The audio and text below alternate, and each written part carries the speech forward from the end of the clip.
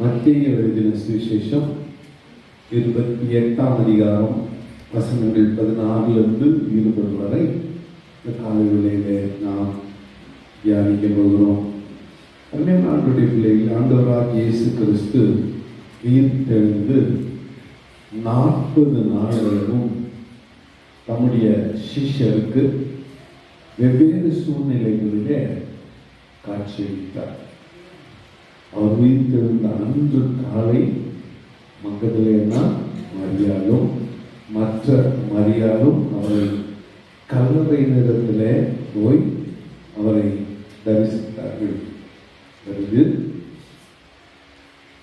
பூட்டிய வீட்டுக்குள்ள சீஷர்கள் பயந்தவர்களாய் தங்கியிருந்த போது அங்கே அவர்களுக்கு அவர் தரிசனமாக்கி பயப்படாதீர்கள் என்று சொன்னார்.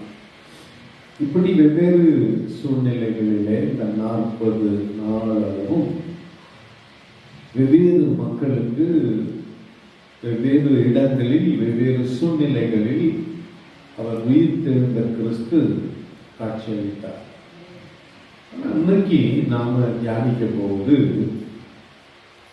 அவர் எடுத்துக்கொள்ளப்படுவதற்கு முன்பதாக அவர் கொடுத்த பிரதான கட்டளை. இன்னைக்கு நாம் வாசித்த இந்த பகுதிக்கு குறிப்பா மத்தேயு 28:19-20க்கு கிரேட் கமிஷன் என்று பெயர். பெரிதான கட்டளை, கிரேட் கமிஷன், பெரிதான கட்டளை. ஃபர்ஸ்ட், நீங்கள் புறப்பட்டு போய் சகல ஜாதிகளையும் சீஷராக்கி பிதா குமாரன் பரிசுத்த ஆவி நாமத்தினாலே அவர்களுக்கு ஞான ஸ்நானம் கொடுத்து நான் உங்களுக்கு கட்டளையிட்ட யாவையும் அவர்கள் கைக்கொள்ளும்படி அவர்களுக்கு உபதேசம் பண்ணுங்கள். இதோ உலகத்தின் முடிவு பரியந்தம் சகல நாட்களிலும் நான் உங்களுடனே கூட இருக்கிறேன். அப்படின்னு ஆண்டுடைய ஃபர்ஸ்ட் ஆண்டவராகிய இயேசு கிறிஸ்து இந்த சீஷர்கள் உயிர்த்தெழுந்த பிறகு, இயேசு உயிர்த்தெழுந்த பிறகு கலிலேயாவுக்கு போனார். கிட்டத்தட்ட எருசலேம்ல இருந்து 50 கிலோமீட்டர் தூரத்துல 30 மைல் தூரத்துல இருக்கிற ஒரு பட்டணம் தான் கலிலேயா. இயேசுநாதருக்கு கலிலேயன்னு ஒரு பேர் உண்டு. நாசரேத்திலிருந்து தம்முடைய ஊழியத்தை இயேசு கலிலேயாவுக்கு மாற்றினார். அவர் எப்பொழுதெல்லாம் கடல் கொந்தளித்ததோ அது கெனசரேத்து கடல், திபேரியா கடல், கலிலேயா கடல் என்று ஒரே வெவ்வேறு பெயரை கொண்ட அந்த ஒரே கடல் தான். அந்த கலிலேயா என்கின்ற அந்த பட்டணம் கலிலேயா கடலை ஒட்டி உருவான ஒரு வியாபார பட்டணம். அங்கே தம்முடைய ஊழியத்தை இயேசு மாற்றினார். அப்போ இவருக்கு கலிலேயன் என்கின்ற ஒரு பெயர் உண்டாயிற்று. இயேசு 11 சிஷ்யர்களும் கலிலேயாவில் இயேசு தங்களுக்கு குறித்திருந்த மலைக்கு போனார்கள். அந்த ஒரு மலையை குறித்திருந்தார் இயேசு கிறிஸ்து. சிஷ்யரை பார்த்து, நீங்க அந்த மலைக்கு போங்க, நான் அங்கே வருகிறேன் என்று சொல்லியிருந்தார். இவர்களும் போனார்கள். அங்கே அவர்கள் அவரை கண்டு மணிந்து கொண்டார்கள். சிலரோ சந்தேகப்பட்டார்கள். இயேசுவை அங்கே கண்டவர்கள் அவரை பணிந்து கொண்டார்கள். அவர்களுக்கு கூட இருந்த சீஷர்கள் சிலரோ சந்தேகப்பட்டார்கள். வேற சுவிசேஷ புத்தகத்தில் தோமாவை குறித்து நாம பார்க்கிறோம். இயேசு கிறிஸ்து பூட்டிய வீட்டுக்குள்ள வந்து உங்களுக்கு சமாதானம் என்று வந்தபோது தோமா அங்கே இல்லை. அப்போ இயேசுநாதர் வந்தாரு என்று அவர்கள் தோமாவுக்கு சொன்னபோது, நான் நம்ப மாட்டேன், அவருடைய கைகளிலே என் விரல் போட்டால் ஒழிய, அவருடைய விழாவிலே என் விரல் போட்டால் ஒழிய நான் நம்ப மாட்டேன் என்று சொன்னான். பிறகு தோமாக்காகவே ஒரு தரிசனம். அப்போ தோமா, வா, என்னுடைய காயங்களில் உங்களுடைய விரலை போட்டு பாருங்க. ஆண்டவரே நீ கர்த்தர், அதற்கு நீ கண்டதினால் விசுவாசிக்கிறாயா? கண்டு விசுவாசிப்பவர்களை பார்க்கிலும் காணாமல் விசுவாசிக்கிறவர்கள் பாக்கியவான்கள். அப்போ அந்த தோமாவை போன்றவர்கள் இருந்தார்கள், சந்தேகப்படுகிறவர்கள் இருந்தார்கள், கர்த்தரை நம்பாதவர்கள் இருந்தார்கள், அவரை கண்டும் அவரை நம்பாதவர்கள் இருந்தார்கள். அங்கே அவர்கள் அவரை கண்டு பணிந்து கொண்டார்கள், சிலரோ சந்தேகப்பட்டார்கள். அப்பொழுது இயேசு சமீபத்தில் வந்து அவர்களை நோக்கி, வானத்திலும் பூமியிலும் சகல அதிகாரம் எனக்கு கொடுக்கப்பட்டிருக்கிறது. இங்க அனுப்பப்பட்டவர்கள் நாம், அனுப்பினது யார்? இந்த ரெண்டத்தையும் நாம் கொஞ்ச நேரம் தியானித்து இதில் நமக்கு இருக்கக்கூடிய பாடம், இதில் நாம் கற்றுக்கொள்ள வேண்டியதை புரிந்து கொண்டு நாளிலே கடந்து செல்லலாம். ஃபர்ஸ்ட் 2 பேர் இருக்கிறாங்க. 18, 19 வாஸ்தா. 18 என்ன பார்க்கிறோம்?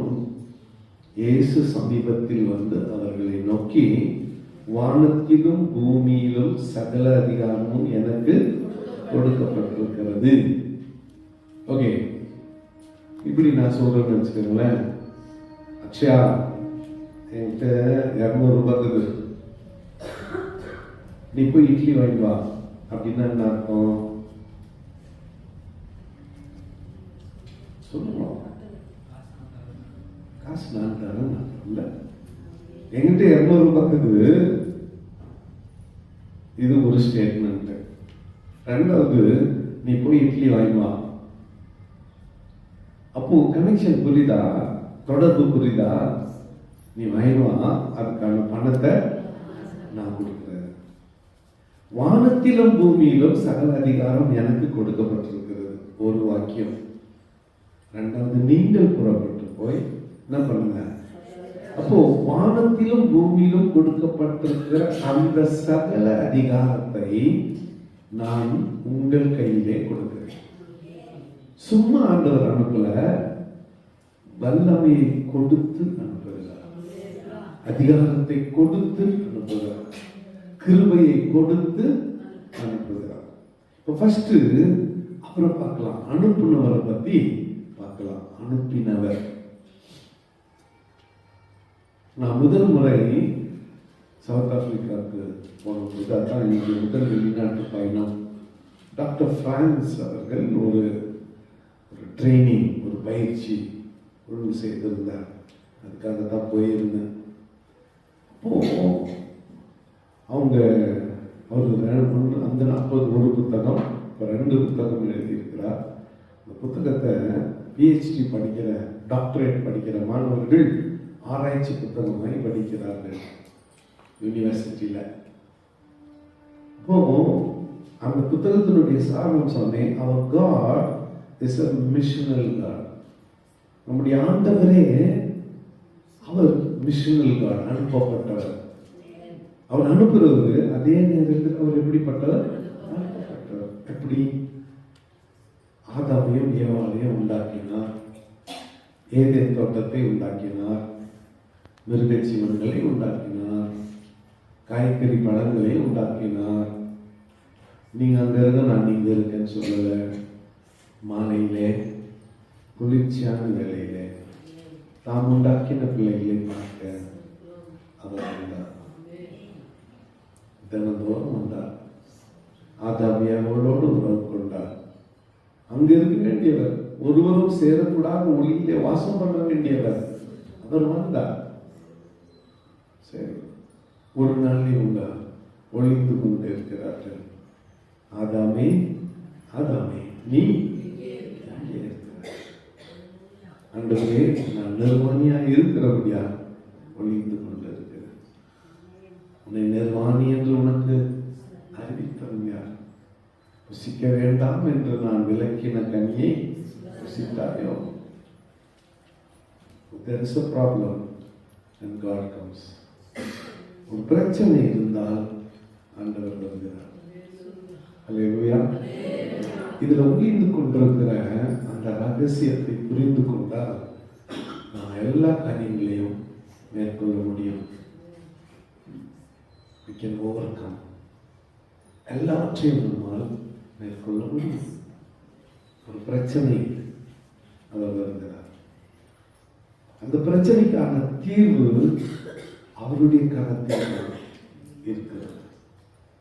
அந்த பிரச்சனைக்கான தீர்வு அவருடைய கரத்தில் தான் இருக்கிறது.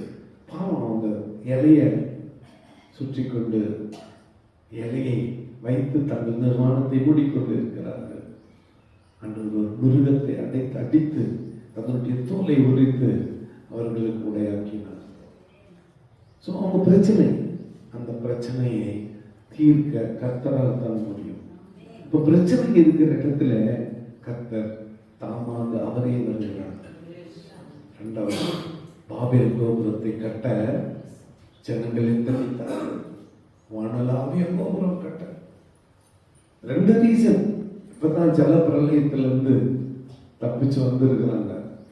உருவான மக்கள், அதாவது நோவாவின் பிள்ளைகளின் வாயிலாக முன்னோர்களின் மூலமா ஜல பிரளயத்தை குறித்து கேள்விப்பட்டாங்க.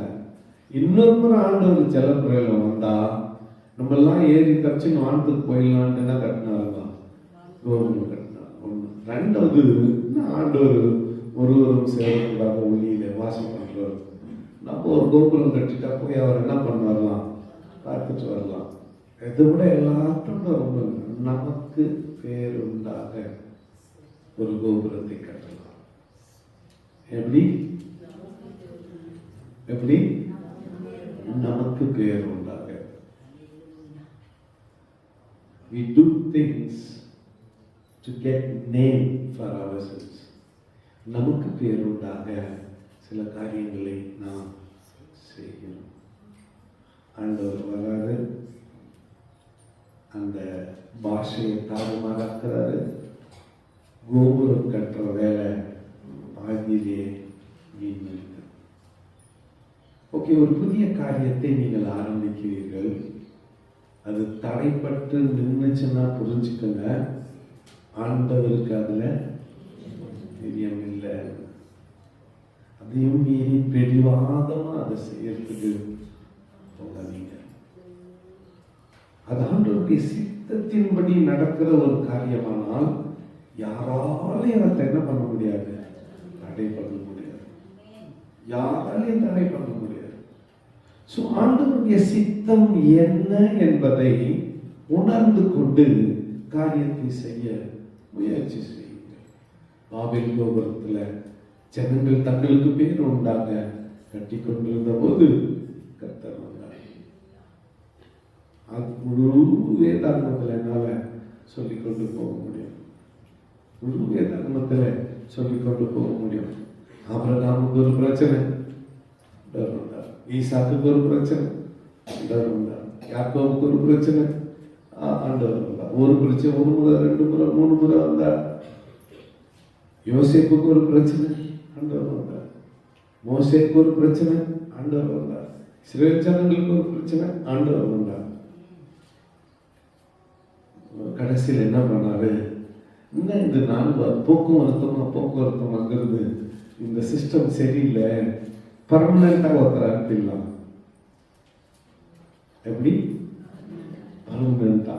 பர்மனண்டா அனுப்பினாரு. அவர் தான் நம்முடைய ஆண்டவர் ஆகிய. அவர் வந்த நோக்கம் பாருங்க, குருடருக்கு பார்வை அளித்தார், பிரச்சனை. ஊமையரை பேச வைத்தார், பிரச்சனை. மரித்தோரை உயிர்த்தெழ வைத்தார், பிரச்சனை. செவிடரை கேட்க வைத்தார், பிரச்சனை. தரித்திரருக்கு சுவிசேஷம் புரிஞ்சுக்கங்க. ஏழ்மை என்னது? ஏழ்மை, வறுமை, அவங்களுக்கு சுவிசேஷத்தை அறிவிக்க வந்தார். அது அவங்களுடைய பிரச்சனை. அந்த பிரச்சனையை தீர்க்க வந்தார். கல்வாரி சிலுவையிலே தம்முடைய ஜீவனை கொடுத்தார், மனுகுலத்தை ரட்சித்தார். ஏதேன் தோட்டத்திலே சீர் கெட்டது கெத்செமனேயிலே சீராக்கப்பட்டது. ஏதேனிலே கெட்டு போனது கொல்கத்தாவிலே சரி செய்யப்பட்டது. இப்போ அவரு மரித்து அடக்கம் பண்ணப்பட்டு 3ஆம் நாள் உயிர் தெழுந்தார். இப்போ லூக்காவிலையும் இன்ட்ரெஸ்டிங்லி லூக்காவிலையும் மார்க்லையும் கொஞ்சத்தை மாற்றி சொல்லியிருக்காங்க. அதை அடுத்த வாரம் நாம் தியானிக்க போறோம். உன்னதத்திலிருந்து நீங்கள் பலன் பெறுகிற வரையிலே எருசலேமிலே தரித்திருங்கள். எப்படி? உன்னதத்திலிருந்து பலன் பெறுகிறவர். இதுவரையிலே இயேசுநாதர் தம் போக்குவரத்தும் ஆயிட்டார். பழைய ஏற்பாடு முழுக்க இயேசுநாதர் தம் போக்குவரத்தும் ஆயிருந்தார். அப்ப அவருக்கு பேரு தேவனுடைய தூதனானவர் அல்லது வார்த்தையானவர். மாம்சத்தில் வெளிப்படுவதற்கு முன்பதாக இப்போ அவர் பெர்மனண்டா வந்துட்டார். மரித்தார், அடக்கம் பண்ணப்பட்டார், 3ஆவது நாள் உயிர் தெழுந்தார். பிதாவும் குமாரனும் சேர்ந்து தேற்றரவாளனாகிய சத்திய ஆவியை அனுப்பினார். அவர் வந்து இப்பொழுது நமக்குள்ளே வாசம் பண்ணுகிறார். இன்னைக்கு காலையில பாடணும் இல்லையா? எங்களுக்குள்ளே வாசம் செய்யும் ஆவியானவரே, இந்நாளில் உன் சித்தப்போ நமக்குள்ளே வாசம் பண்ணுகிறவராய் அவர் வந்து விட்டார். இப்போ அனுப்பினவரை குறித்து இவ்வளவு நேரம் பார்த்தோம். இந்த அனுப்பினவருக்கென்று ஒரு தனிச்சிறப்பு இருக்கிறது. என்னன்னா, அவர் இருந்தா ஒருத்தர் அடக்கம் பண்ண முடியாது. அவர் இருந்தா நாயின் என்கின்ற கிராமத்துக்குள்ள போறாரு. ஒரு கூட்டம் எதிர்க்க ஒரு கூட்டம் ஒப்பாரி வச்சுட்டு வராங்க, அழுதுட்டு வராங்க. ஒரு விதவை, ஒரே பிள்ளை, அவனும் அழைச்சு போயிட்டு இருக்கிறான். வாலிபன் பாடையை தொட்டார், வாலிபன் விழித்தெழுந்தான். அந்த பிரச்சனையை தீர்க்க அவரே வந்தார். தாவீதின் குமாரனே, எனக்கு இறங்கும். ஒரு குருடன் அவரை பார்த்து கத்துறான். சீஷர்கள் சத்தம் போடாத, அமைதல்றாங்க. அவனோ இன்னும் சத்தமா, தாவீதின் குமாரனே, எனக்கு இறங்கும். அவனை அழைத்து அவனை சுகப்படுத்தினார். இப்ப எப்பெல்லாம் ஜனங்களுக்கு பிரச்சனையோ அப்பெல்லாம் தீர்வு காணும்படியாக ஆண்டவர் வந்தார். இப்போ God changes the dimension. Purpose மாறல, நோக்கம் மாறல, ஆள மட்டும் மாத்துறாரு. அப்படி நோக்கம் மாறல, ஆள மாத்துறாரு. என்ன நோக்கம்? அவர் போகிற இடத்துல பிரச்சனைகள் தீர்க்கப்படும். எனக்கு பதிலா இனிமேல் நீங்க போங்க, எனக்கு பதிலா நீங்க போங்க. இந்த நிலைமையில தான் சொல்றார். ஆகையால் வானத்திலும் பூமியிலும் சகல அதிகாரம் எனக்கு கொடுக்கப்பட்டிருக்கிறது. ஆகையால் என் பிள்ளைகளாகிய நீங்கள் புறப்பட்டு போய் சகல ஜாதிகளையும் சீஷராக்கி பிதா குமார பரிசுத்தாவின் நாமத்தினாலே அவர்களுக்கு ஞானஸ்நானம் கொடுத்து நான் உங்களுக்கு கட்டளையிட்ட யாவையும் அவர்கள் கைக்கொள்ளும்படி அவர்களுக்கு உபதேசம் பண்ணுங்கள். இதோ உலகத்தின் முடிவு பரியந்தம் சகல நாட்களிலும் நான் உங்களோடு இருக்கிறேன். அல்லேலூயா. ஒரு அல்லேலூயா சொல்லுங்க. இதுல 3 காரியங்கள் நாம் செய்ய வேண்டும். 4வது காரியத்தை கர்த்தர் செய்கிறார். 3 காரியங்கள் நாம் செய்ய வேண்டும். 4வது முக்கியமான காரியத்தை கர்த்தர் செய்கிறார். நாம செய்ய வேண்டியதுன்னா நீங்கள் புறப்பட்டு போய் சகல ஜாதிகளையும் சீஷராக்கி. என்ன ஆக்கி சொல்லுங்க. ஓகே, ஒரு கேள்வி கேட்கிறேன். Are you a disciple of Jesus Christ? நீ இயேசு கிறிஸ்துவனுடைய சீஷனா?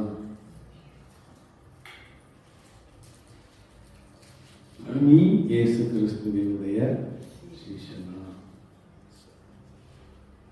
தான் சீஷனா இருந்தால்தான் இன்னொருவனை சீஷராக்க முடியும். சரி, அதுக்குள்ள ரொம்ப நான் போக விரும்பல.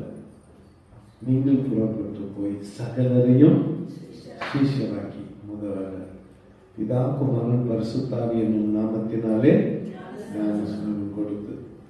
யார் இந்த வேலையை செய்வாங்க? Pastor, search pastor. இப்ப நீங்க போயிட்டு வீடு சந்திக்கிறீங்க, ஜெபம் பண்றீங்க, ஒரு ஆத்மா ரட்சிக்கப்படுகிறது, ஆலயத்துக்கு வராங்க, இயேசு சொந்த ரட்சகரா ஏற்றுக்கிறாங்க. அவங்களுக்கு என்ன பண்ணணும்? ஞானஸ்நானம் கொடுக்கணும். இரண்டாவது கட்டளை, பிதா குமாரன் பரிசுத்த ஆவி என்னும் நாமத்தினாலே அவர்களுக்கு நான் உங்களுக்கு கட்டளையிட்ட யாவையும் கை கொள்ளும்படி அவர்களுக்கு.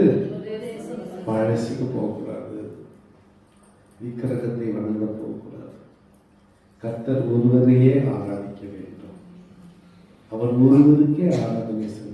நான் உங்களுக்கு கட்டளையிட்ட யாவையும் கை கொள்ளும்படி அவர்களுக்கு உபதேசம் பண்ணுங்கள். 122 சங்கீதம் முதல் வசனத்துல போன வாரம் பார்த்தோம்.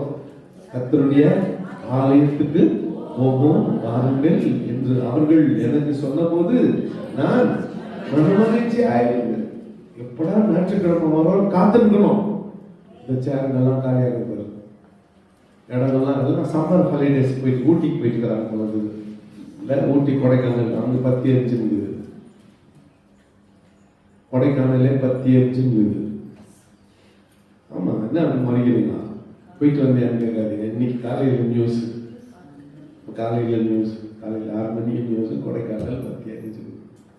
இந்த சேருங்கெல்லாம் காலி. எல்லாம் சம்மர் ஹாலிடேஸ்ல இருக்கிறாங்க போகிறது. சீட்டெல்லாம் காலி. ஆனா வசனம் மட்டும் கர்த்தருடைய ஆலயத்துக்கு போவோம் வாருங்கள் என்று அவர்கள் எனக்கு சொன்ன போது நான் கல்வியா பேசுறோம், கோயில் வர மாட்டேன்றோம். இந்த கான்செப்ட் புரிஞ்சுக்கங்க. பிரச்சனை இருந்தால் அந்த பிரச்சனையை தீர்க்க வல்லமை படைத்தவர் யாரு? ஆண்டவர். ஞாயிற்றுக்கிழமை ஆண்டவர் ஒரு மலையை குறிச்சிட்டார். ஆனா கேளுங்க, இந்த வசனத்தின்படி நீங்க கலிலேயா போங்க, அங்க ஒரு மலை இருக்குது. அந்த மலை நம்ம அடிக்கடி போற மலை. நான் அங்க வரேன்னு சொல்லிட்டாரு. இடத்த ஆண்டவர் குறிச்சிட்டாரு. ஞாயிற்றுக்கிழமை காலையில 6:30 மணில இருந்து 8:30 மணி வரல இருக்க வேண்டிய இடத்த ஆண்டவர் குறிச்சிட்டாரு. And you are not there. நீ இல்ல அங்க. ஆசீர்வாதம் மட்டும் குடு ஆண்டவரே, குடு குடு குடு. என்னத்த கொடுப்பாரு? சண்டையை கொடுப்பாரு. குடும்பத்துல ஓட்டு வச்சுட்டு பொருத்தம் கொண்டாடிட்டாங்க. ஏன்னா அவர் சமாதானத்தை கொடுக்க வருகிற இடத்தில் நீ இல்லை. You are not there to receive the blessing. ஆசீர்வாதத்தை பெற நீ அங்கே இல்லை.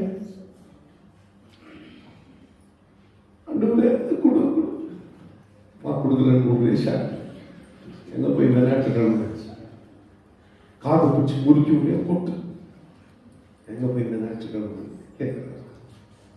நான் டைம் ஃபிக்ஸ் பண்ணேன், நான் இடம் ஃபிக்ஸ் பண்ணேன். நான் வந்துட்டேன், நீ வரல, தப்பியா? குறித்த மலை அங்க வாங்க, நான் வரேன்ட்டார். என்கிட்ட அதிகாரம் இருக்குது, என்கிட்ட வல்லம் இருக்குது.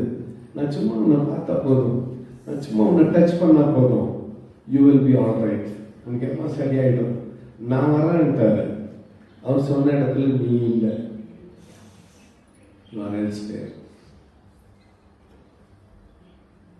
உட்காந்து சிந்திச்சேன். உண்மையாகவே உட்காந்து சிந்திச்சேன். என்ன குறை என் சபை மக்களின் குடும்பங்களிலே? என்ன போயிடுச்சு. என்ன பிரச்சனை? ஏன் இன்னும் அநேகர் வறுமையிலே இருக்கிறார்?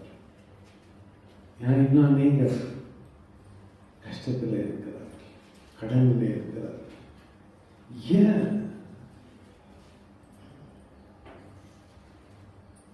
கனெக்ஷன் தப்பா போயிடுச்சு.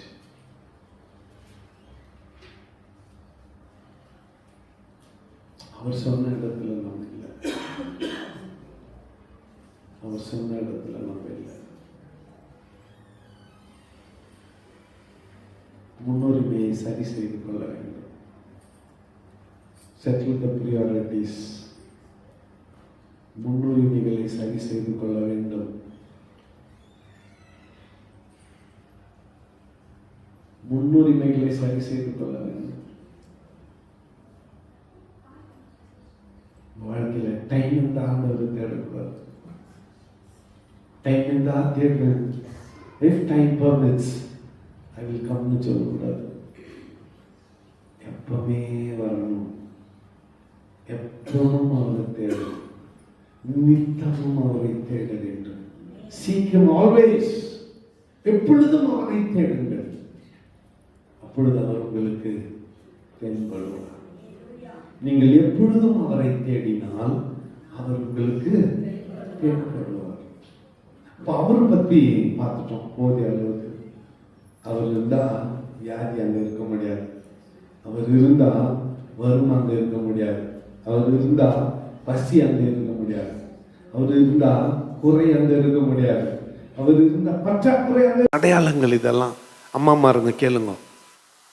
எப்போ 4 பேருக்கு குழம்பு ஊற்றணும், 2 பேர் குழம்பு தான் சட்டியில் இருக்குதுன்னு பார்த்தீங்கன்னா ஒரு முடிவுக்கு வந்துருங்க, எங்கே தப்புக்குதுன்ட்டு. Something wrong.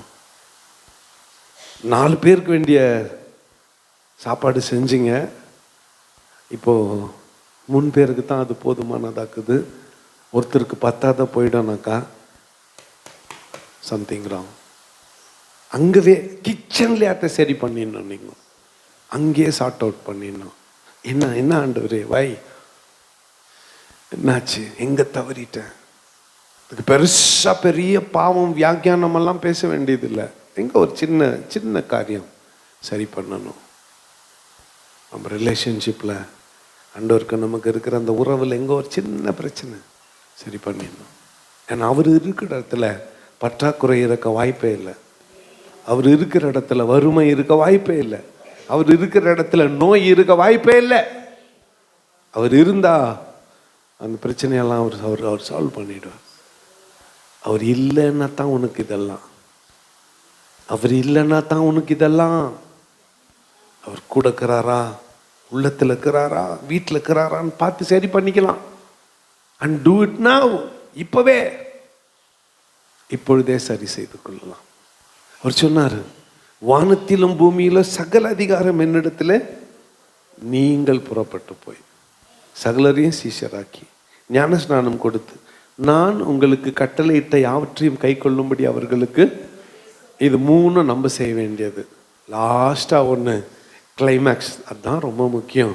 அவர் சொல்றாரு, இதோ உலகத்தின் முடிவு பரியந்தம் சகல நாட்களிலும் நான் உங்களோடு இருக்கிறேன். ஹல்லேலூயா. ஒரு அல்லேலூயா சொல்லுங்க. இந்த வார்த்தை யாரை பார்த்து சொல்ல முடியும்? நான் உங்களோடு இருக்கிறேன். ஒரு புருஷன் மனைவியை பார்த்து சொல்ல முடியுமா? முடியாது. சரி, மனைவி புருஷனை பார்த்து சொல்ல முடியுமா? முடியாது. பெற்றோர் பிள்ளைகளை பார்த்து சொல்ல முடியுமா? முடியாது. பிள்ளைகள் பெற்றோரை பார்த்து சொல்ல முடியுமா? நான் சத்தியமா முடியாது, சொல்ல மாட்டாங்க. இல்லை, காலம் மாறி போச்சு தானே, காலம் மாறி போச்சு. பிள்ளைங்க பெற்றோரை பார்த்து சொல்ல முடியாது, மாட்டாங்க. நண்பர்கள் சொல்லுவாங்களா? மாட்டாங்க. மாமா மச்சான், பங்காளிங்க, உடன் பிறந்த சகோதர சகோதரி, இந்த உறவெல்லாம் நான் தப்பு சொல்ல. ஆனால் இந்த வாக்கியத்தின்படி ஆண்டவரை யாராலையும் ரீப்ளேஸ் பண்ண முடியாது. No one can replace God. நான் உங்களோடு இருக்கிறேன்னு அவர் மட்டும் தான் சொல்ல முடியும். அல்லேலூயா. ஒரு அல்லேலூயா சொல்லுங்க. நான் உங்களோடு இருக்கிறேன்னு ஆண்டவர் மட்டும் தான் சொல்ல முடியும். ஐசியூவில் போய் பத்துக்குனீங்க, ரைட்டா? நர்சம்மா ஊசி போட வராங்க, எங்கள் வீட்டுக்கார் வந்தால் தான் நான் ஊசி போட்டுக்கன்னு சொல்லுவியா? அவரை உள்ள விடுவாங்களா? சொல்லுங்க, விடுவாங்களா? நீயும் கூப்பிட மாட்ட, அவரும் வரமாட்டார், அது வேற விஷயம். சும்மா ஒரு கதைக்கு வச்சுக்கலாம். நர்சம்மா உள்ள விடுவாங்களா? இல்லை.